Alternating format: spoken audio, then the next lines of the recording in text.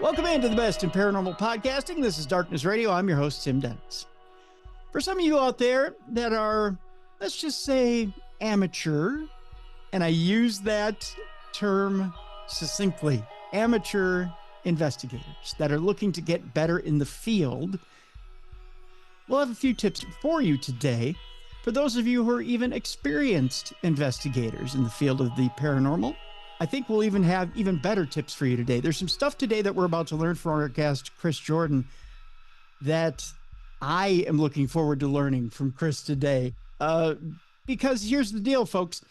When you get out there and you start investigating, we tend to be a little too, let's just say, dependent on our equipment and dependent on our memories. And we forget a few things about how we should incorporate science and use science in the paranormal. Our guest, Christopher Jordan, today is the host of curiousrealm, a podcast that delves into intriguing topics related to science, technology, history, and culture. His informative and entertaining episodes cover subjects like ancient civilizations, conspiracy theories, and futuristic technologies, featuring expert interviews and in-depth explorations. Chris is known for his engaging presentation style. He's also made complex topics accessible to a wide audience, which he'll do today, because we're going to delve into the science of the paranormal. We'll also talk a little bit about his music. He also deals in binaural beats. I want to talk to him about that because, in particular, I'm a chronic pain sufferer, and I want to talk to him a little bit about the world of binaural beats and some of the things that he does with his music and that, and we'll deal with that in the second part of the program today. Additionally, Christopher, as I said, is a composer renowned for his instrumental music, which incorporates solar system frequencies, binaural beats, and brainwave frequencies to aid in relaxation and meditation. His work is featured in meditation albums, corporate events, and videos, enhancing the listener's experience through soothing soundscapes.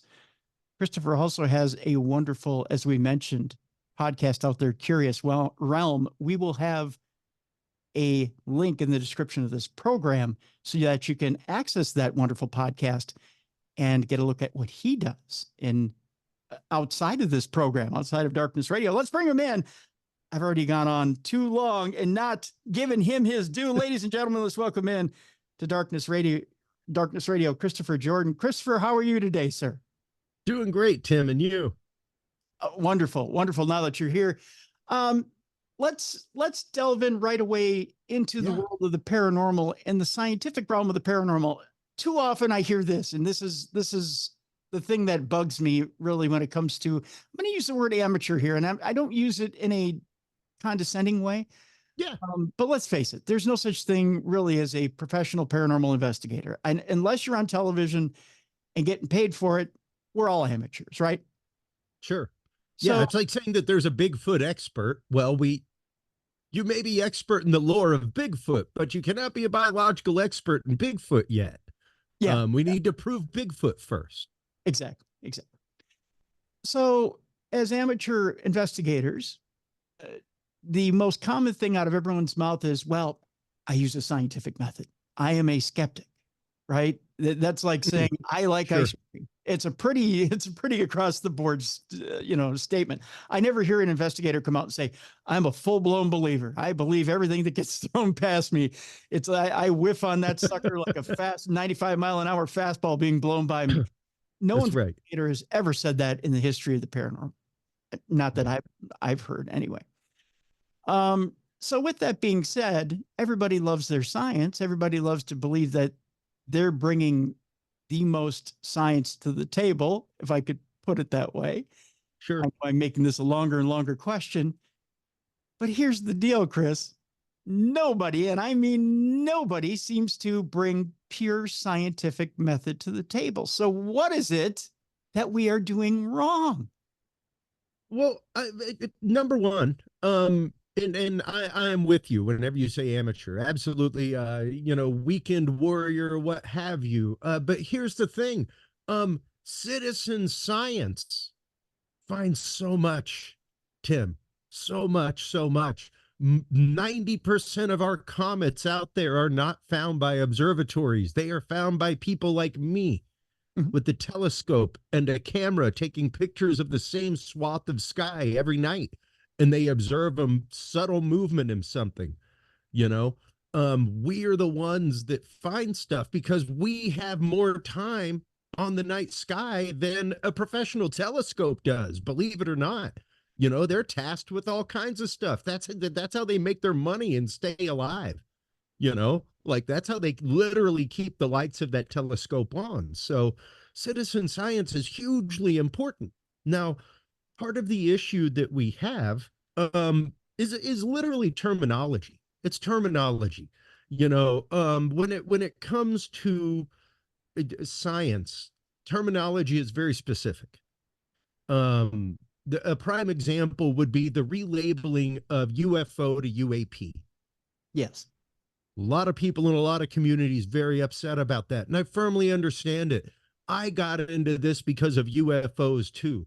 However, UFO, paranormal, Bigfoot, these things are a Kleenex box. It's like saying Kleenex. It's like saying Xerox. There's 101 ways to make a facsimile. We all call it a Xerox.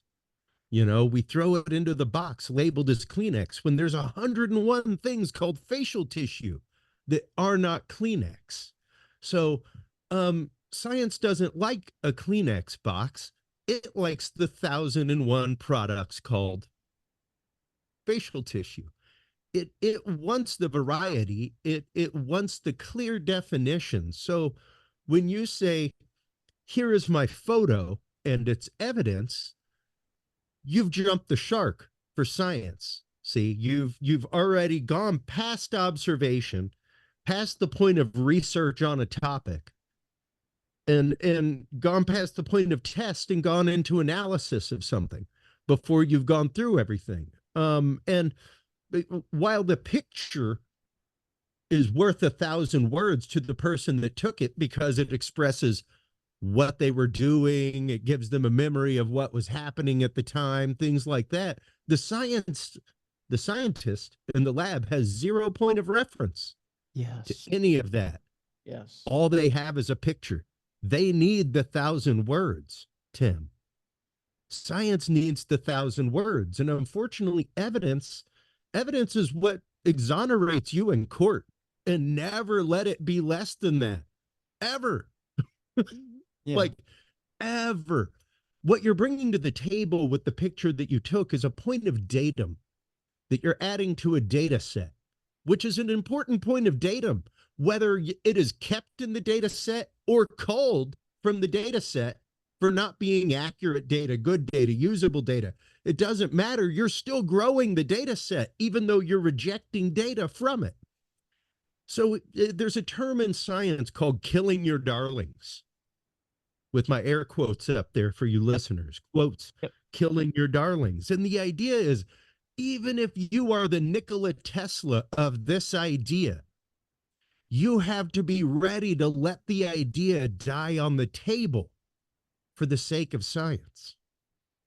You have to be willing to let it go, even though you're the one that found it. Once things are proven, once things get to a point, you've got to be willing to let it go, because if you hold on to it, now when something does come in that realm, it's being corrupted by what you're not letting go, data wise. Mhm. You know, and it's a very dispassionate way to look at things. Nobody's saying to dismiss your experience at all, because science begins with experience. The first step of the scientific process is observation, experience, and question. Literally the first step. So even by going out in the woods with a trail cam and looking for pictures on the regs, you are taking part in the scientific process right there. Observation, you know, and from there you research. Now the problem is, without the data in between the two, there's nothing to research, Tim. If you're just presented an image, and I'll bring something up here for you. Yeah. Let me find it, because it's a pretty interesting clip that I use regularly to express what I'm talking about here. And it's the fact of, if you don't have all the data, if you don't have everything that you need, you're gonna have a problem. And here comes the actual video. Sure. Let's see here. There you go. Okay. I took this picture in my backyard.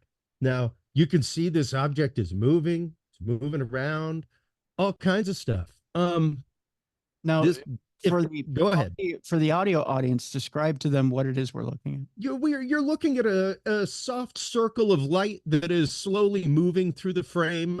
You see things moving around in the light. For many, it would almost appear to be an orb, something like that. I've got it still framed on the screen right now. It slowly moves through the frame. You can see things swimming around inside of it as it goes, stuff like that. Now, if I posted that picture on 90% of social media with zero data behind it, I would get a lot of responses. And I have gotten a lot of responses whenever I've done it. And then I follow it up with the data. And I tell them, unfortunately, that is a video of the star Sirius out of focus in my telescope.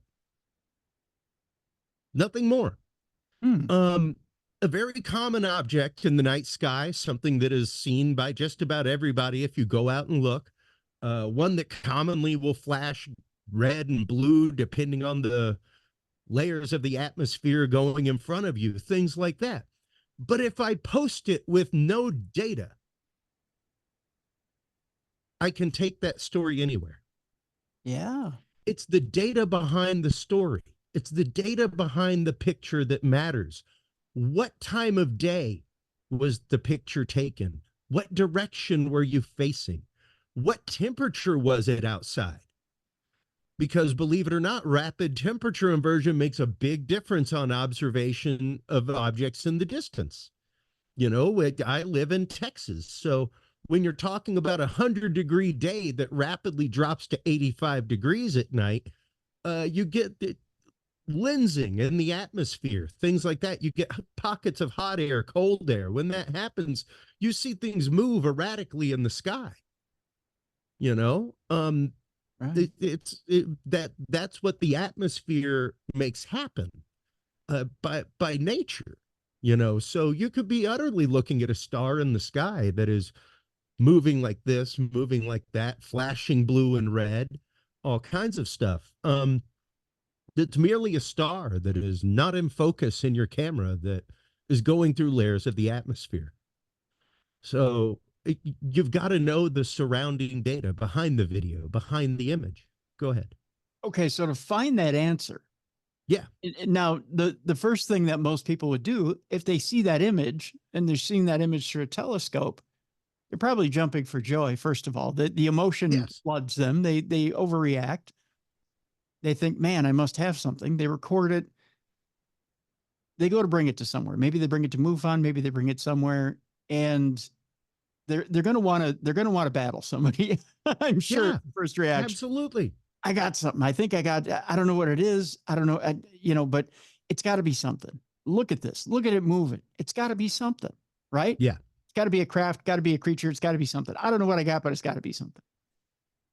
Now they bring it to somebody who they know probably has more experience than them, but because it's the first time they've seen something, they have strong feelings. Again, we're tying emotion to something that should be clinical, which is science, right? Sure. And you're bringing it to somebody who is being clinical and wants to look at it and goes, no, I'm sorry, but here's what you have, unless you cross-reference it with things that are clinical, with either texts, or you go online and you look at NORAD, or you look at something that could tell you, well, this is what's in the night sky in that particular direction that you're looking at. In your case, what did you cross-reference to figure out that that's a star? Well, in that case, I absolutely knew that that was a star, Tim. That was one of the stars that I was using for polar alignment for my telescope Okay. at the time. It was just not in focus. And I took the image because of what it was doing. I literally took the video because I was like, this is a teaching moment right here. Because it's very easy to confuse these things. And yes, once again, when you are passionately looking for something, it can be very hard to look at what you get dispassionately. And that's why you should have friends to pass it in front of. And that's why you should write down the circumstances in which something happens as soon as possible. This last week at the MUFON Symposium, one of the people that I interviewed was UFO PD or UAP PD out of Arizona. It's a bunch of former officers who are moving for the cause of disclosure and, no shame coming forth for officers of the law who are typically threatened with their badge, things like that. Threatened with their career, same as Navy pilots and commercial pilots if they come forward with experience. And we had a discussion about that the show Last 48 Hours and the importance in a police investigation of getting the data, getting the witnesses, getting things like that before 48 hours passes. Once 48 hours passes, people have had time to process things. People have had time to start filtering it through their filter of experience. Stories start changing. Facts of the situation start changing 48 hours later. So if you don't get that down immediately, as soon as you can, separate those people, get their stories, get them again, get them in a different situation, that you're going to lose data. And without that, the data is now corrupted, as is the investigation, So if you are out in the field, if you are out squatching and you get a picture with your trail camera, did you write down all the data that goes with that? Did you write down your experience of your sighting as soon as you had it? Or did you have to wait till you got back to camp an hour later after your hike? Now, Christopher, let me ask you this. When you're writing something down and you're writing it down, are you writing from a spot of emotion, or do you take yourself out of the emotion, maybe settle yourself down for a few moments and then write from a spot that's kind of outside of yourself? How do you recommend writing down something out of an incident? Well, when it comes to experience, you want it to be as raw as possible. Okay. I mean, it's kind of like if a police officer is interviewing somebody who's a victim and they start crying, they don't ask them like, okay, calm it down. Let's, like that emotion is part of the experience. Okay. That emotion tells you a story as to what happened, how that person, how their stasis was changed by the experience, so you kind of want that raw emotional data, like as much of that raw as emotional data as possible, because some of that is going to be what disappears. It's kind of that moment that you see in the movies where something shocking happens to someone and like the world goes deaf and you hear the whistling tone and everything kind of gets blurry for a minute. Like there's that experience for them right there that is uniquely theirs, but they're muted from the world around them, and you kind of want to know about that. You want to know about everything as much as possible in as great a detail as possible. So I would say, just as somebody who has talked with MUFON field investigators, things like that, you want it as fresh as possible. You want the emotion in there, definitely go back through and whenever you've had time to process it, write down another account, and that's kind of what the book is for, is to be able to compare and contrast notes between cases. to be able to write down, were there other witnesses there at the location? How do you get their information? To be able to sketch what you saw as you saw it. And Christopher, So, I should let people know you have a field observation and encounter log that we have a link to in the description of this program. It's been put out by Curious Research, which helps you to.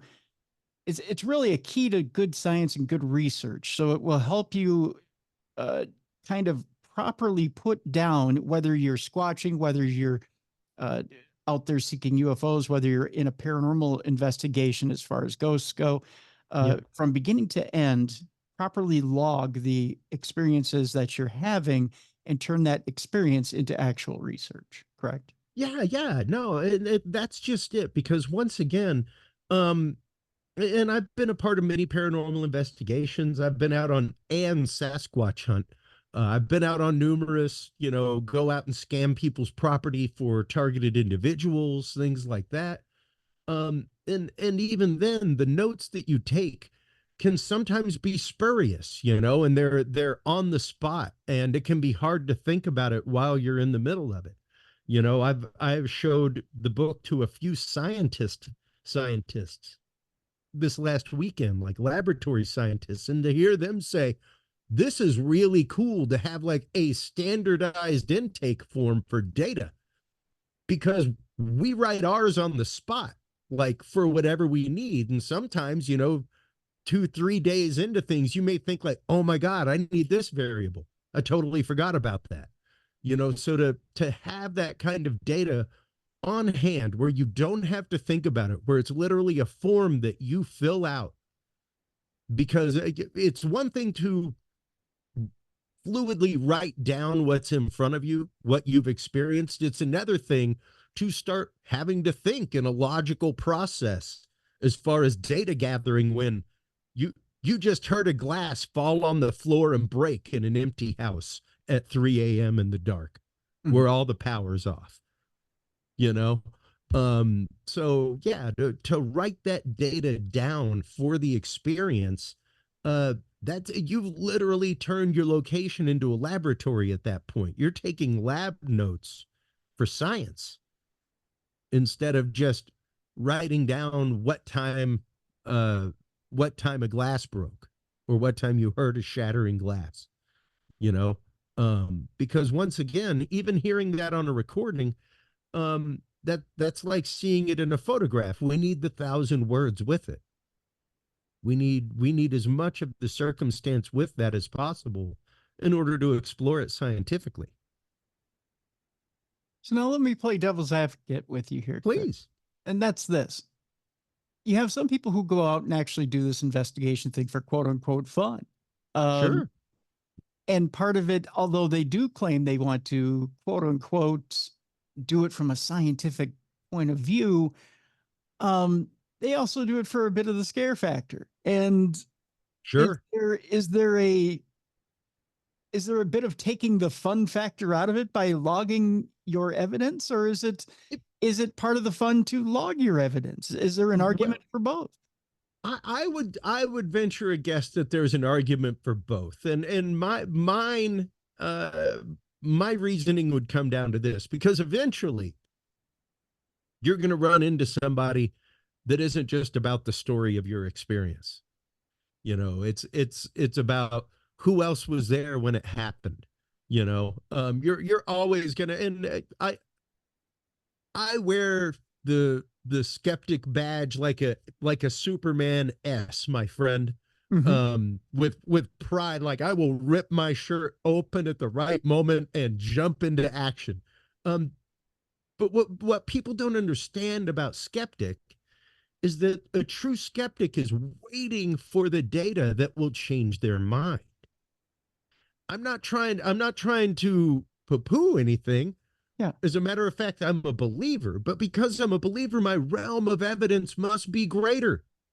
It's got to be greater. It cannot be less than. I cannot just go off of a picture alone. And I talk with King Gerhardt, cryptozoologist, regularly, and he is one that will say, I do not believe we will prove the existence of Bigfoot from a picture alone. Right. It won't be a picture, and it's one of those, like, we have a very long scientific timeline to discovery, Tim. Most people do not realize that. I have a very young cryptozoologist up the road, Ryan Edwards, who speaks about this regularly, and I have firmly lifted it because it's a beautiful point of observation in the scientific process. The example is the lowland gorilla. Natives had heard about the lowland gorilla. They had talked about it for generations, all kind of things. They had no interest in finding the lowland gorilla. It's something that they just share the woods with. Now, when Anglos came along and we heard about the lowland gorilla, we're a very curious scientific type. We are interested in things like that. Let's go forth and let's catalog this mysterious animal. It took us 70 years to find the lowland gorilla. Wow. We are just verging on that 70-year point with Bigfoot, with Anglos being interested in it from the point of Patterson-Gimlin, and science going, well, let's take a look at that. We're just at that 70-year point. We're just at that 70-year point with Roswell. So it's interesting to think about that 70 to 100-year point of discovery of science, where it's like, it takes science about 70 to 100 years to close that gap and to find it. So we're just coming up on that. We're just coming up on the fact where science has said, hey, quantum reality is a thing. Two atoms can talk despite distance. Spooky action at a distance is a thing. And everything that they talked about in remote viewing is real. The idea that two atoms, despite distance, can influence each other. Quantum entanglement won the Nobel Peace Prize 2 years ago. Yeah. Like that is directly what Hal Puthoff talked about in his paper on scientists that were affecting their experiments when they went home and thought about them. Like, that is the paranormal. That is the backyard of science. The job of science is that 5% unknown quantitative. I don't think I would have passed high school chemistry if I couldn't tell my teacher what happened to the 5% remainder of solution. Did it become gas and off gas? Did it become sediment? What happened to you're only showing me 95% of this completed chemical equation. Where's the other 5%? Without that, the equation isn't complete. Right. Yeah.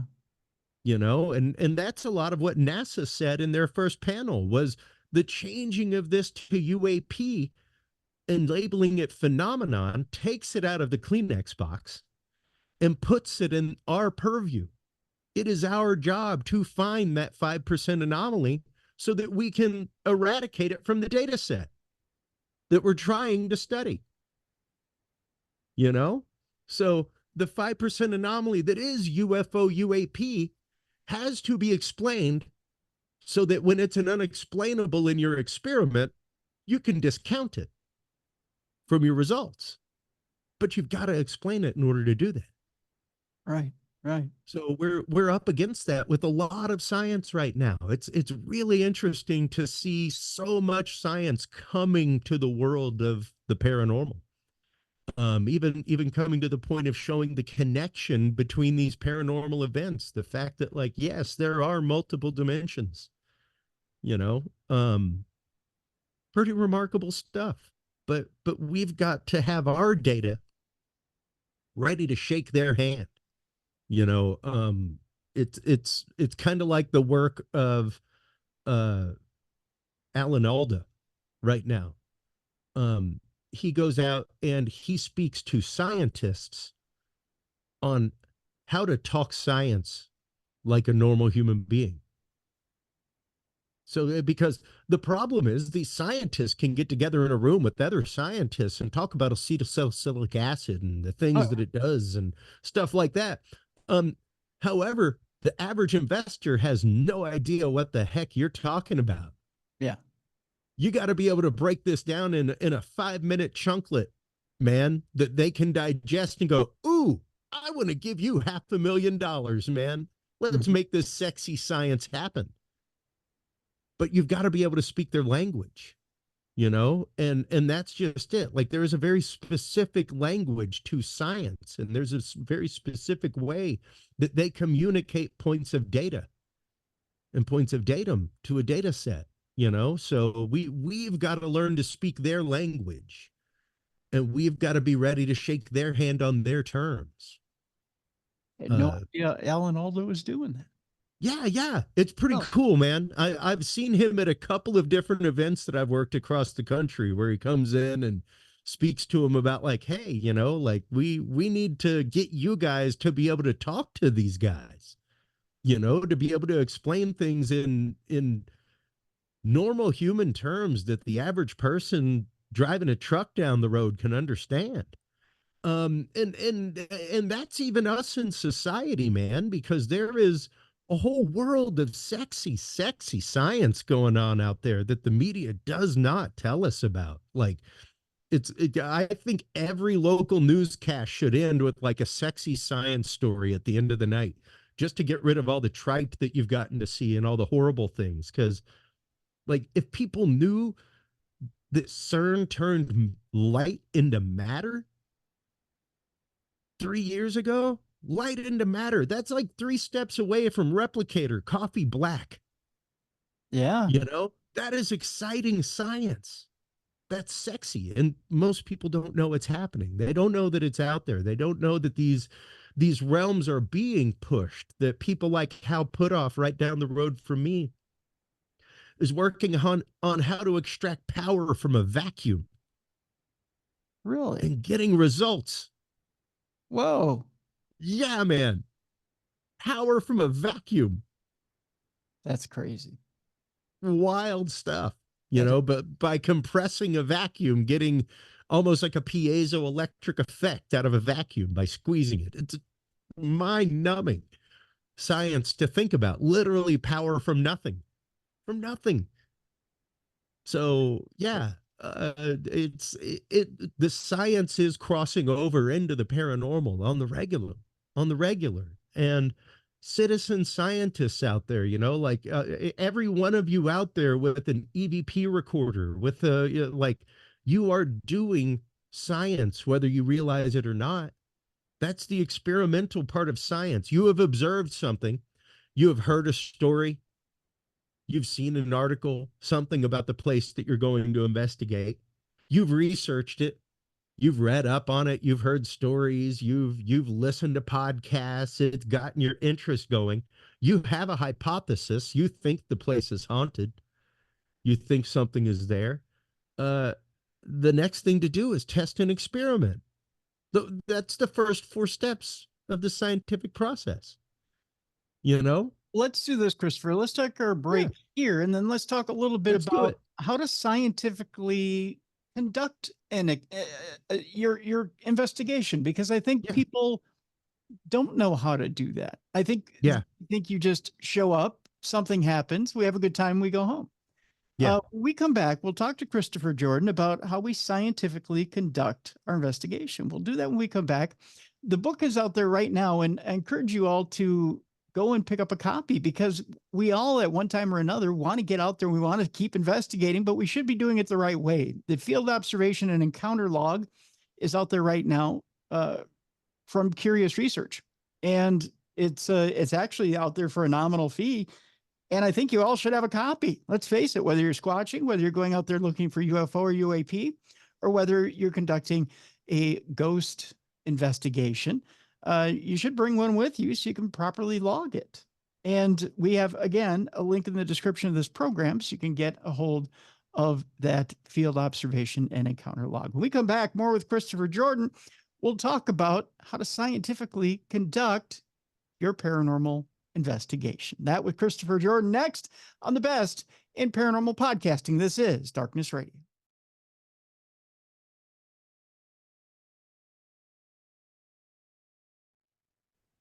Welcome back to the best in paranormal podcasting. This is Darkness Radio. I'm your host, Tim Dennis.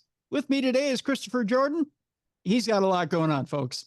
First of all, he's got this wonderful field observation and encounter log out there. We're talking today about paranormal investigation, how to conduct it in a scientific way. I know we're all talking about science, and we're talking about, how we want to scientifically conduct our investigations and do it the right way. We're going to talk a little bit about that, but Christopher has this wonderful field observation and encounter log. It's put out by Curious Research. There we go. I don't know why that slipped my mind there. Curious Research, because I guess I'm not curious enough, right? That's the deal. Curious Realm is the name of the podcast, which we also have a link in the description for. Curious Realm, Curious Research. It's all one curious thing, right? Right. That's Chris? right. Curious Realm is out there, and there are some wonderful guests out there. We had Les Velez on a couple of weeks ago. Les Velez has been on your show as well. Also, Dr. Simeon Hine, who's been on this program, and Reverend Peter Panagore. A couple of great guests you've had on your program as well, and some great discussion over there. So Curious Realm podcast is out there. We're also going to talk a little bit later in the program about binaural beats. I mentioned in the beginning of the program, yours truly is an amazing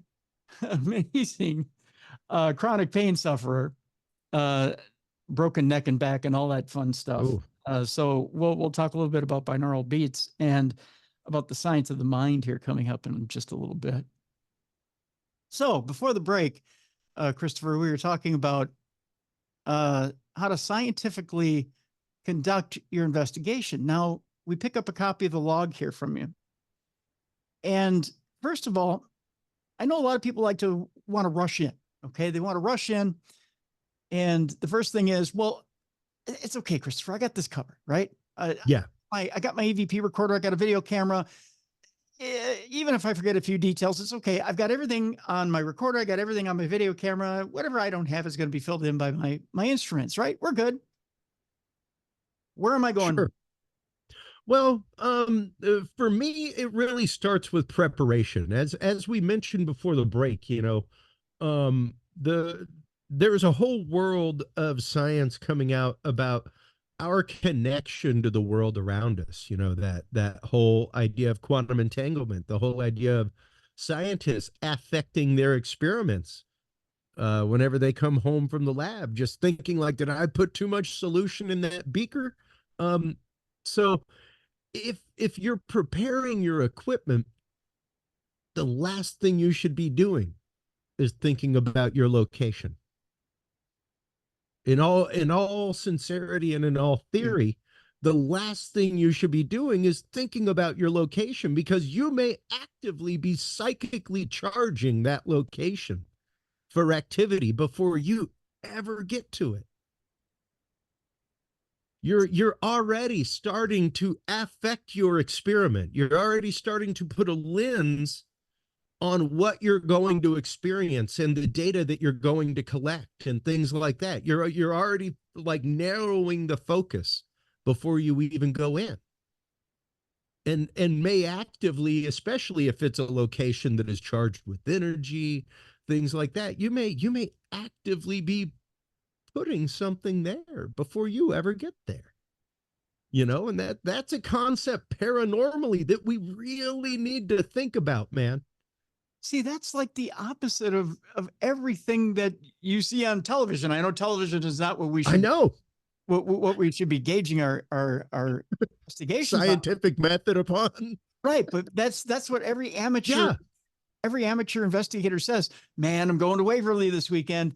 I can't wait to get to Waverly. I can't wait to see Big Black. I can't wait to go down that hallway. I can't wait to do the experiment where I close my eyes or whatever, or go down that hallway, that black hallway with just me and nothing, no flashlight, no nothing. And it's the same repeated experiment over and over and over again, Chris. So they're already putting the intention out there before they're even there. So you're saying wipe that out.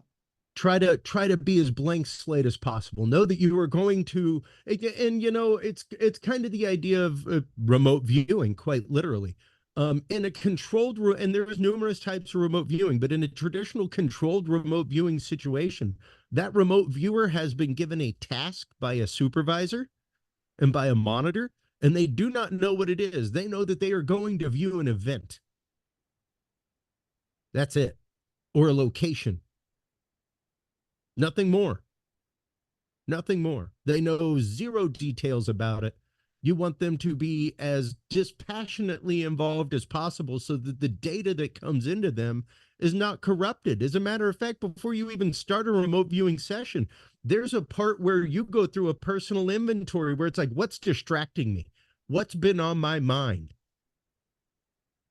Let's remove these things from the data set, because when this comes up, it may come up because my dog got lost last week and I ain't found him yet. You know, these are distractors. These are things that are going to be stray cats in the session as opposed to focused data that's actually coming in. You know, so you've got to be willing to do that same thing. You've got to be willing to, as we said in the beginning with the air quotes, kill your darlings. It's okay. It's okay, because in theory you're there to prove or disprove something, right? You're there to you contribute to a data set on a location. So the more data you can bring to it, the better. You know, because unfortunately, pareidolia rules the day in the human mind. Our brains search for patterns. They want a pattern. They would oh so much rather live in a state of partial hypnotic pattern than to actively do something. You know, Okay. That there's a big reason for that. You know, it's what helped us survive for millions of years. It's what helped us recognize, hey, those trees over there like provide food. Though that pattern of trees says that, you know, there's probably water there because of how they're growing together. You know, that kind of stuff. Like those things are survival, and they're in us, and they're in there for a reason. But we've got to make sure that we don't let the pattern rule the day. And we've got to make sure that we don't let our pattern of thought rule the day when it comes to setting up your observations, when it comes to preparing for a scientific day in the field, you know, because it's our rote patterns that'll get us in trouble.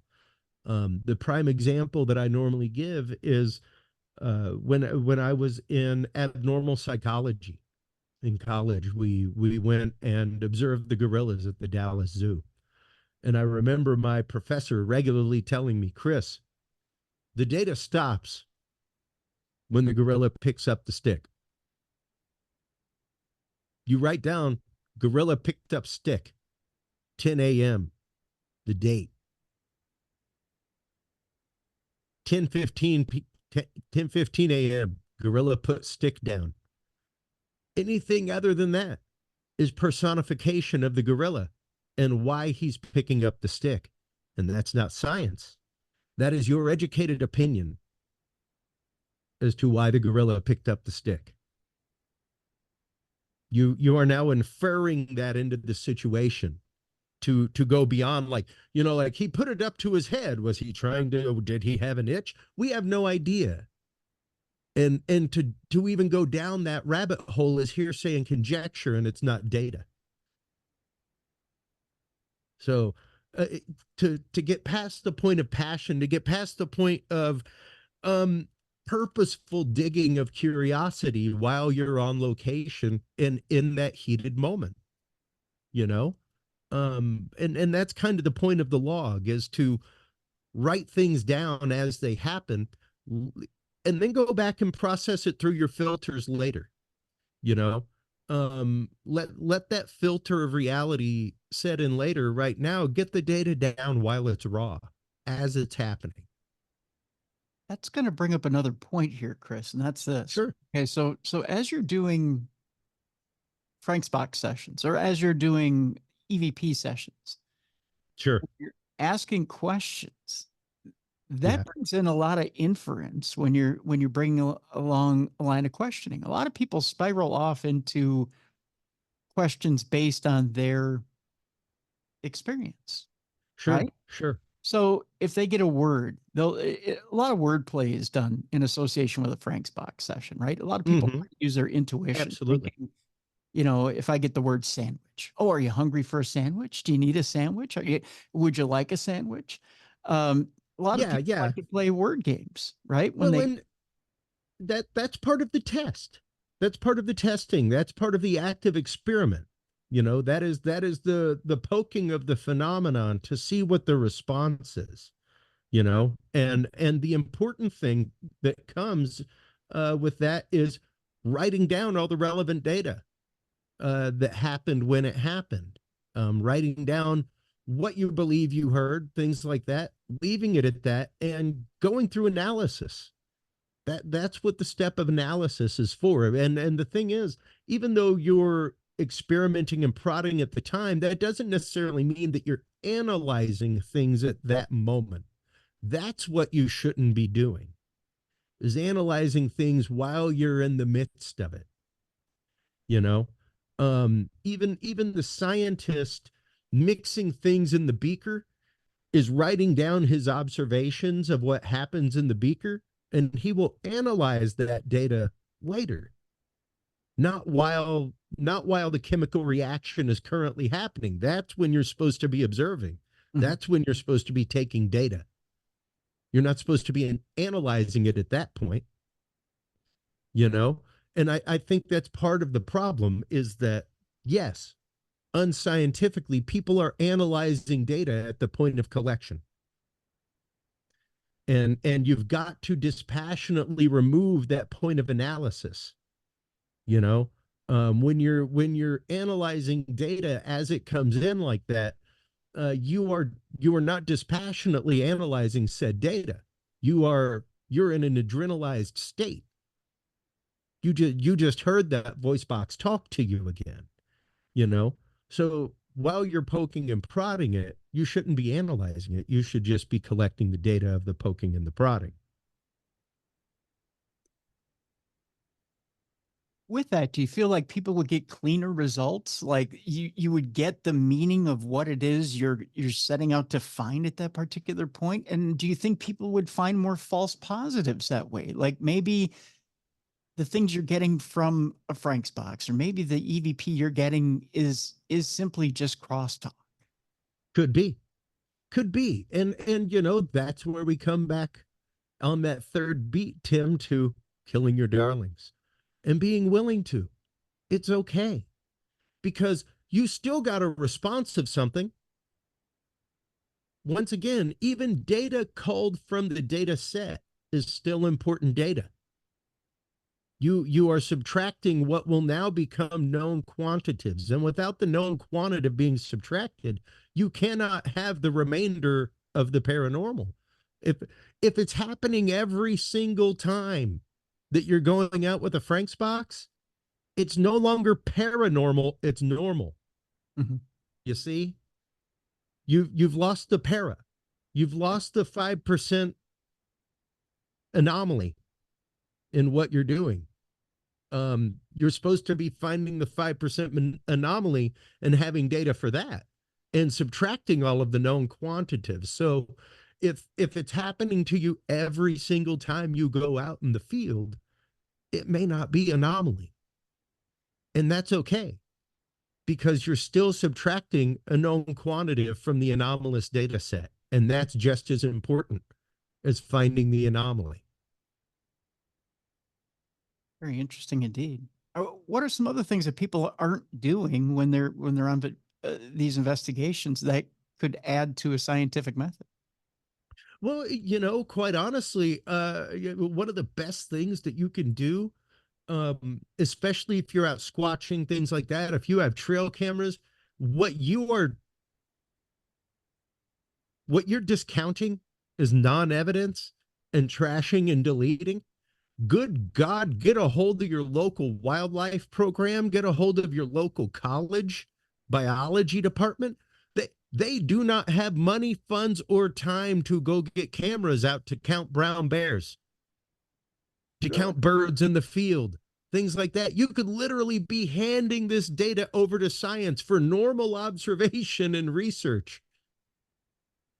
You could literally be adding to the actual scientific data set of research that's going on with wildlife in your backyard by handing it over to the local college biology program, things like that. And once you're doing that, they get to know you, and they realize the fact that you ain't just some dude out there feeding nanners.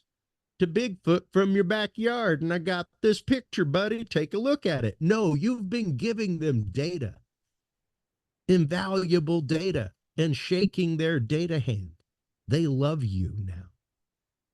Interesting. Okay. And now your data that you bring them with that and an anomaly. Hey man, I know I brought you all these other trail cam pictures of black bears and things like that in my Dropbox, but I got this weird one. You mind taking a look at that for me? Yeah. It's called social engineering, and that's how spies get work done. Like my favorite analogy is the guy on Better Call Saul who kept bringing like all the cake pops to the lady at the bank. Yeah. If you keep bringing cake pops to the lady at the bank, she'll let you go in that back door and put money in the bank all day long without ever walking back there with you. But you've got to be able to social engineer, and you've got to be able to shake their hand in the way that they want it shaked. And if you're out there being a citizen scientist, you're culling information from your data set that they could absolutely use in their everyday data set. Why not give it to them? Yeah, you're right. Why not shake hands with science and say, hey, I know I'm out here doing this fringe thing, but while I'm doing that, the stuff I'm culling is stuff that you could use. I would love to give that to you. Yeah, if you're doing the work anyways, why not share it? Yeah, precisely, because that's what science is. It's the sharing of data. It's the open sharing of data. We cannot ask them and fault them for not openly sharing data with us when we are not openly sharing data with them. It's kind of like they said in that second NASA panel where they were like, we finally took all of this out of a Kleenex box and put it into the backyard of science. And we've admitted that we were woefully irresponsible for not looking into this because it was in a Kleenex box instead of labeled something that we actively investigate. However, what doesn't help is going on social media and bullying these scientists. For some reason, bullied scientists don't want to be involved with science. Imagine that. So it's one of those, like, bring to them what they need and you'd be surprised. Like we can work cooperatively despite the fact that we're coming at this from two different sides, because eventually, and I say this pretty regularly, Tim, eventually it's going to be the case of, so you're researching Bigfoot, you're researching portals. Bigfoot walks through a portal. Which side do you start researching that from? True. Because we haven't proven the portals and we haven't proven the Bigfoot either. And now you've got two phenomenon occurring at the same time. And which one do you start investigating first? Yeah. You got to prove one or the other. You got to prove one or the other first. Yeah. There's got to be a Bigfoot to walk through the portal, and there's got to be a portal there for the Bigfoot to walk through. So you've got to start from one end or the other, and without thinking of things in a scientific way like that, and without being willing to, the beautiful part of science is that third step, the hypothesis. People regularly say, I have a theory. The problem is theory comes after the regular repetition of the scientific process and proof and testing, proof and testing, proof and testing. Then we have a theory. No, we have a hypothesis. Yeah. Even with conspiracies, you have a conspiracy hypothesis. You're allowed to hypothesize any wild and crazy thing in the world. And it's interesting. It's interesting because, we can follow the scientific method in our paranormal investigations. It's not incredibly hard to do so. It really isn't. And you can still gather good data. You can still have good voice box sessions. You can still have good EVP sessions. The main thing is realizing that you should not be analyzing that data on the fly, because once you go down the rabbit hole of analyzing it on the fly, you've lost the continuous testing and gathering of data at that point, Very true. You had mentioned before that the mind is malleable, especially once you've seen that data, Yeah, and you've gotten further and further away from your experience. I want to talk a little bit about, as we're getting towards the end of our program here, sure. about malleable minds and Mm, about the other part of your business, which is yeah. about music and binaural beats in particular, and the fact that Yeah. you do this wonderful business. Oh, thank you. I myself suffer with chronic pain. I've suffered with chronic pain for decades, and I started suffering with it in my 20s, and I'm Oh, now wow. in my mid 50s. And it's one of those things where, uh, pain meds, pain medications only go so far, and Yeah. they lose their efficacy. Yep. Uh, and you need to turn to other things. And I was actually turned on to binaural beats a few years back, and Yeah. they work wonderfully. It's one Yeah. of those things where, you can put them on before you turn in. The only problem I have is that they knock me right out. Hmm. I That's great. I That's put on good. That means your brain is in tune and ready. yeah, Tim, that's it's fantastic. it's true. But you put on your earbuds or your headphones, and you're out like a light. And you wake up feeling refreshed, and which I love. And I Yeah. turned on other friends who need them, Yep. friends who have anxiety, friends who have issues with pain, friends who have, Yep.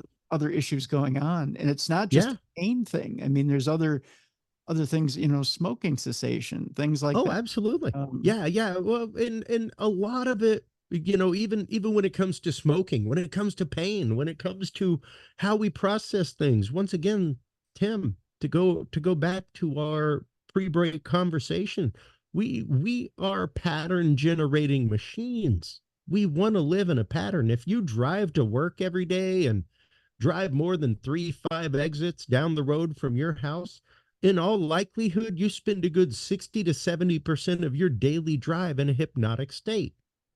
From the time you get on the freeway to the time you get off, you likely do not realize all the exits in between. Your brain knows where to get off the freeway. You mhm, know where to go. You don't have to think about it. From the time that we know how to walk as human beings, we don't have to command our body to walk. We think, ooh, I need to go to the bathroom. And you get up and you go autonomically. You don't think about it, right. you know? So we have numerous rote patterns that our brains go through. And yes, even the idea of pain and the cessation of pain and the sensation of pain, Tim, is a regular pattern. So, no different than the want of smoking or something like that. It's a pattern in our brain that we have put our brain into, and that, yeah, we can kind of, you know, consent out of that system by utilizing our brain to basically generate the frequencies that are associated with that, or associated with the cessation of that, with the negation of that. How did you first come about learning that you could use these different frequencies, and how did you start to mess around with it and learn that you could do this and make it into an industry?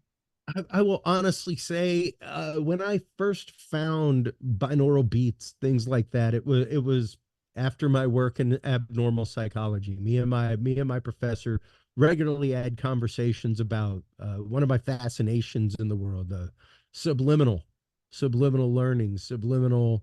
Because I used to actively make my own like subliminal learning tapes in college, and Mhm. granted, knowing a little bit about the way the brain learns, I also understand the fact that while I was writing down the things that I needed to record on those tapes, my brain was learning it while I was writing it. That's that like tactile and visual right there.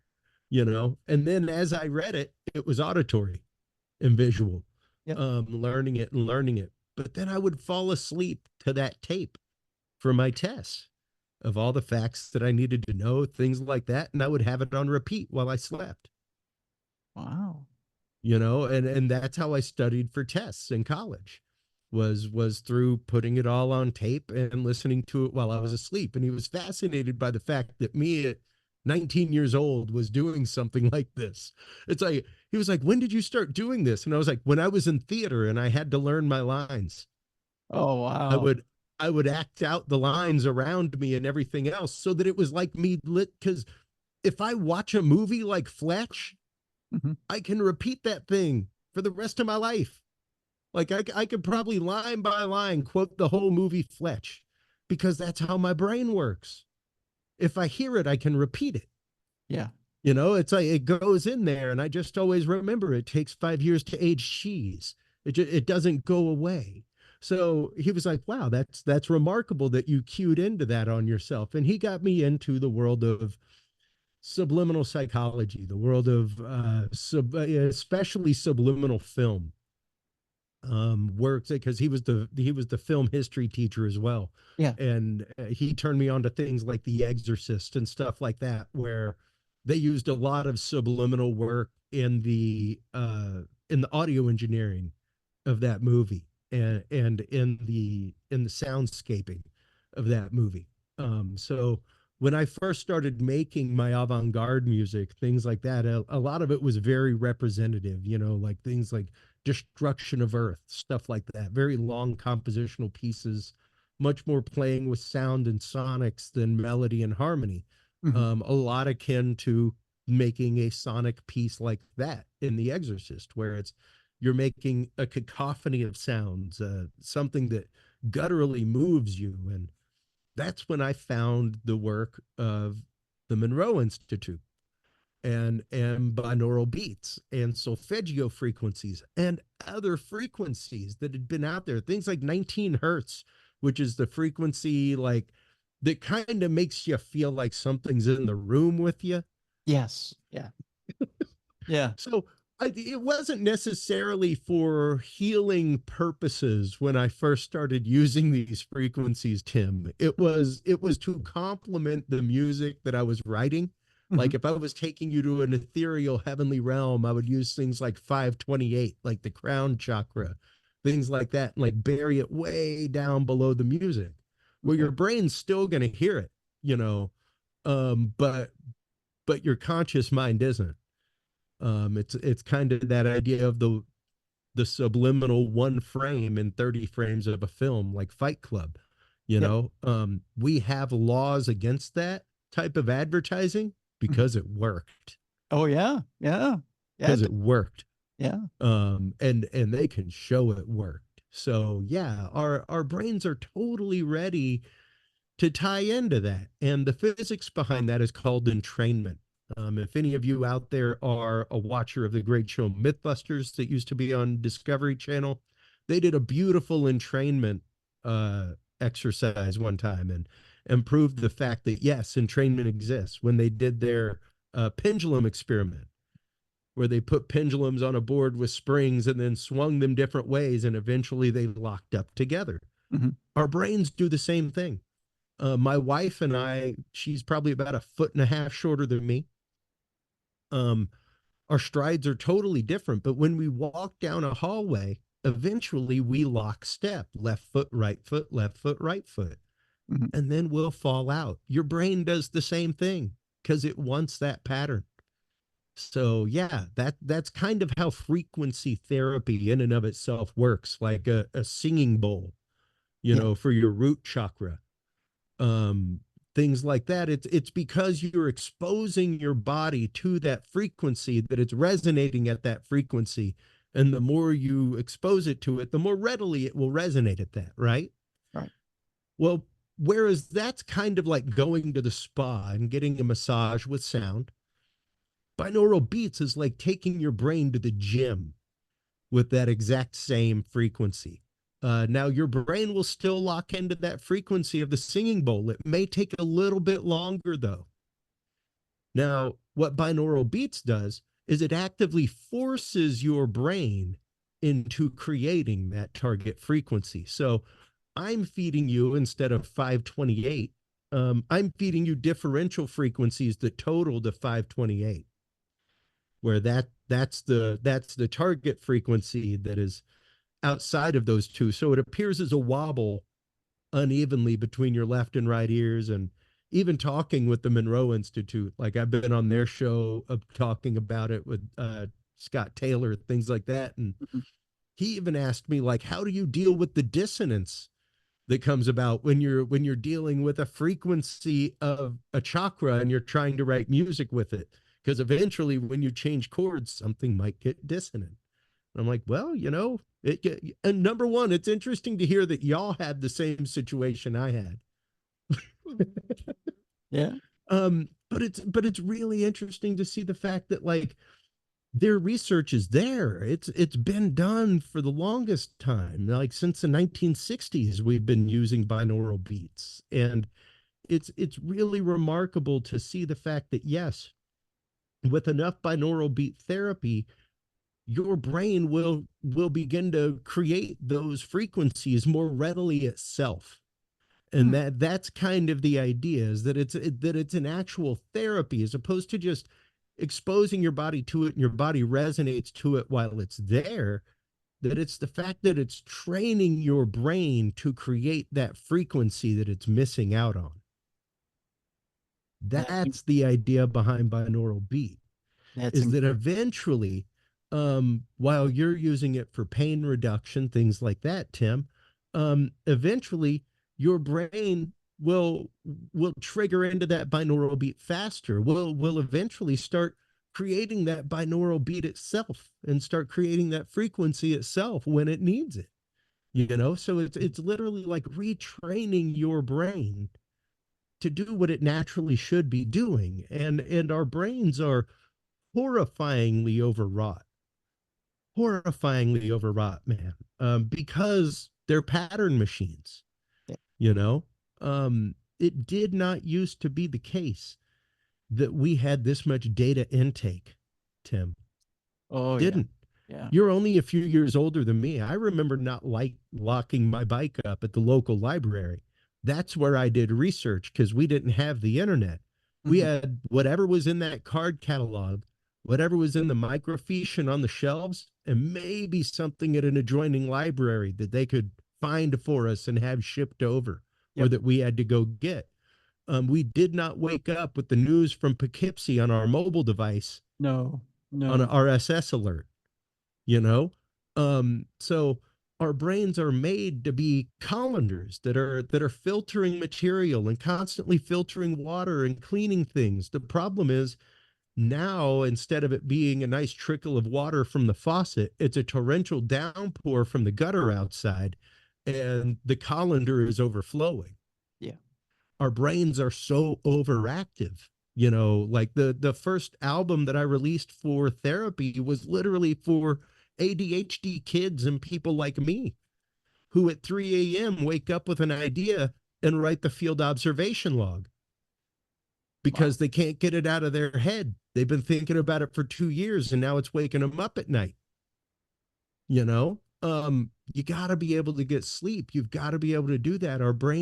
It is so essential for that release of your brain and for the relaxation of things. So yeah, that was when I began using these frequencies for the cause of good. Not just making people feel like something was behind them while I was writing a terrifying track or You know, something like that. but sometimes some of the most inspired ideas come from some of the things that you need the most. I mean, I'm Mm, talking about you yourself need the most, I mean, yeah, sometimes some of the best inventions come from just self-discovery and self-need. I mean, it yeah, just, you just yeah, go, God, I really need this and I can't find it anywhere in the market. And so yeah. you invent it. Yeah, no, and that's just it. It was one of those, like, and I called it. I was like, no, no, I'm pretty sure my kid will come out and be pretty well like me whenever it comes to just speedy brain. So Mhm. yeah, like my son, and that album incorporates the sound of my wife's heartbeat in utero, the sound of my son's heartbeat in utero, Oh, wow. things like that, to embedded under the music, to actually, like, preternaturally bring your brain back to that place, Yeah. you know. where we were warm, where we were safe, where we were relaxed, you know. And it's interesting because we live a life swathed by electromagnetic interference, swathed by it. Yeah. Whether you buy into the 5G thing or not, everybody, here's the thing: as somebody who works with frequencies and like RF frequencies on a daily basis, there's good studies out there showing like metal fatigue in school buildings decades before it should have it because of Wi-Fi signals. Every hertz is a pulse per second. So when you're talking 2.4 gigahertz of your Wi-Fi signal, that is 2.4 billion times per second. Yeah. That pulse of power is going through the wall around you. That it's penetrating your body, things like that. So when you wonder why you feel sped up, there's a good reason. You know, for a long time, I practiced, Tim, what is called Black Sabbath, where on Sunday, TV got unplugged, Wi-Fi got turned off, phone got physically turned off. Back in the day, the battery got pulled out. Can't do that anymore. No, you can't. But you would be surprised what happens when you remove that fast-paced stimuli from your life for even just one day. Try. Here's an experiment, everybody. For 1 week, I challenge you, for 1 week, when you go to bed, unplug your Wi-Fi. Unplug your Wi-Fi router for 1 week when you go to bed. Write down how well you sleep every night, and I guarantee you by day 7, you will notice a much better sleep cycle in your life. Really? It is really interesting because that Wi-Fi signal every few seconds is like a burst of light to our brain. Our brain is a transducer inside of a resonant chamber. Like we are a fat and water transducer of nerves up here that are constantly sending and receiving radio signals constantly. So yeah, it's almost like a burst of light inside of your brain. It's like whenever you blink your eyes and you see that flash of light real quick. It's literally like you're blinking your eyes while you're asleep. So it's pretty interesting. And when you start getting into, especially even just the subliminal math of the way our eyes work and the way that a screen works, you know, back in our day, they called it the idiot box, Tim. Yes. Like, Yeah. don't sit in front of that thing too long, boy, you'll Yep. become a zombie. Yep. And the reason is our eyes see at 30 frames per second. A cathode ray tube flashes 30 times per second. Film was 30 frames per second, things like that. So you were literally seeing one image every time your eye saw light. Yep. You know, that's why it looked like natural fluid motion. We get tired. Incandescent lights flicker at 30 frames per second. That's why it looks like they are on constantly. Yep. It's pulsing. Now you start getting into things like fluorescent lights, HD televisions that flash at 60 frames per second. That's why you start getting headaches under fluorescent lighting. That's why you start getting more fatigued under fluorescent lighting. Your eyes are forced to see twice as fast as what they should. They're seeing a flash of light twice as frequently, so it gets fatigued twice as fast. You fall into that zombified state twice as fast. Don't even look at a 4K TV because that's 120 hertz. So you're falling into that zombified controllable state 4 times faster. Christopher, I got watching a 4K TV. I got an 8K upstairs. I know, brother. They're talking. Hey, the NTSC Society said 12K will be the standard in the next couple of years. So get ready, baby. Oh no. But it's also frequencies. And when you look at that 12K signal on a 4K TV, the white is like blinding. You know, like when you look at the news, when you look at sports, and white is like, oh man, that's like looking at the sun. It's literally because you're looking at 4 million more colors. By the time that you have, and this is just audio visual math, pixel math things like that. By the time that you have gone from 1080p to 4K, you have added a whole another million gamuts of color for the red, green, blue, which means your white is now 4 times more vibrant. So yeah, it like it literally wears on our eyes more, things like that. The blue and the blue screen is more intense, you know? So it's one of those like, yeah, but and at some point it's literally the fact of your brain can't even see that.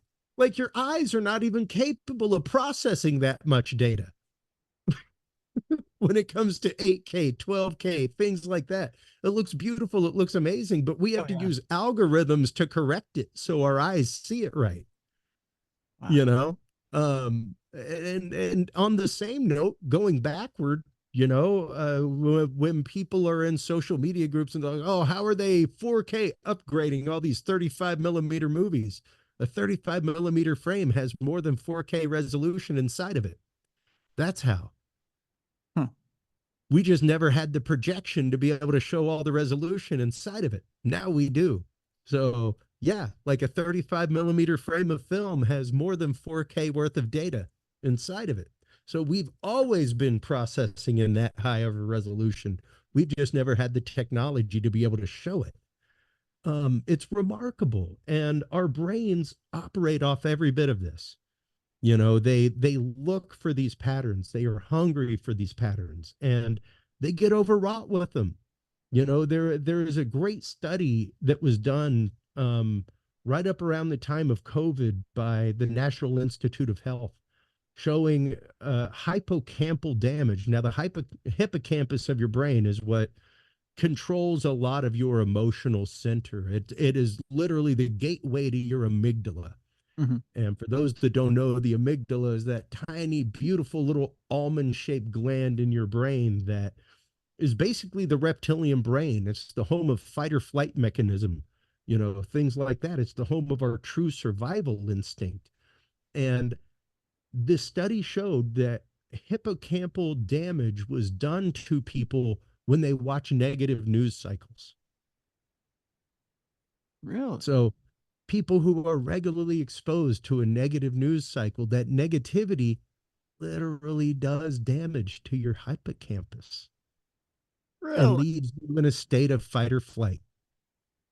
Huh. And it is pretty remarkable to see that, you know, that there is an actual study by the National Institute of Health on the negative effects on your brain from negative news cycles.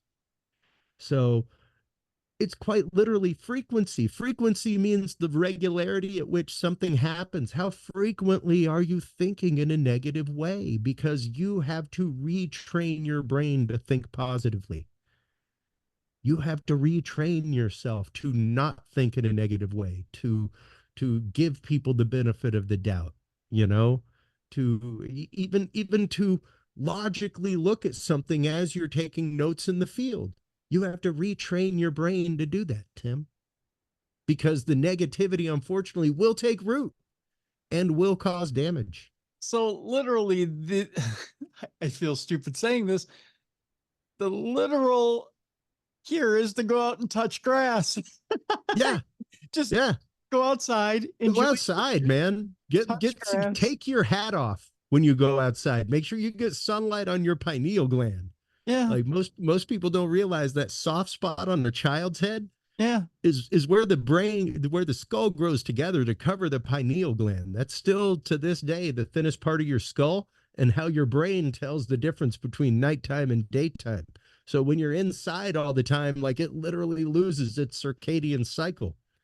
Huh. It needs, or sidereal cycle, sorry. It needs to see the sun. Your brain needs to see that frequency of light, you know, and we are surrounded by it all the time. Even the idea that our eyes and our ears only filter a very specific bandwidth of the electromagnetic spectrum, Tim.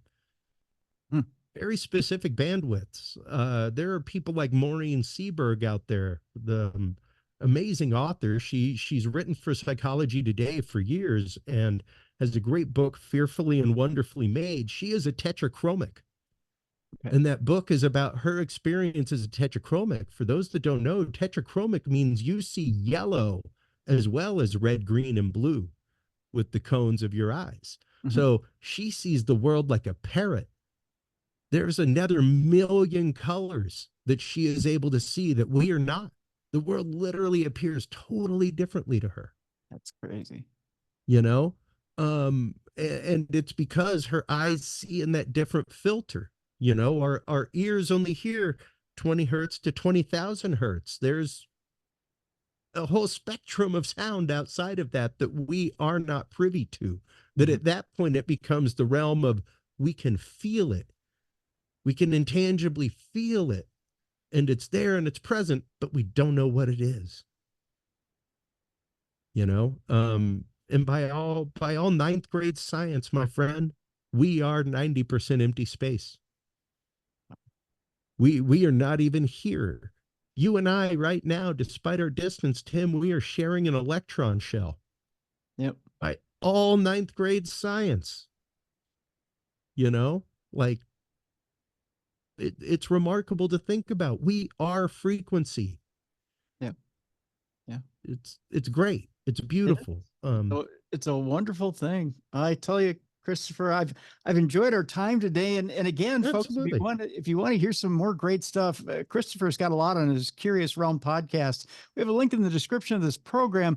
And of course, if you want to log, and you should be logging everything you're doing out in the field, the field observation and encounter log is available as well. We have a link to that as well in the description of this program so that you can pick up a copy and, of course, go log whatever it is you're doing, whether you're squatching, whether you're out there tracking UFOs, or if you're out there in the field and you're investigating ghosts, or you're going on some of these trips that are being offered out there and going and chasing ghosts as well. That should be something that you should be doing as well. Christopher, I want to thank you so much for such an enlightening show. Hey, anytime. Yeah. Thanks for having me. And opening our eyes to what it is that's out there. Again, I have people that are clamoring all the time. They say, Tim, we should have more science in our paranormal. Well, they got the fire hose today, my friend. That's for sure. It's there. It's there. That's the thing. And you're the one that brings it, everybody. So, you know, at one point, these topics were things that people didn't even talk about at a coffee shop.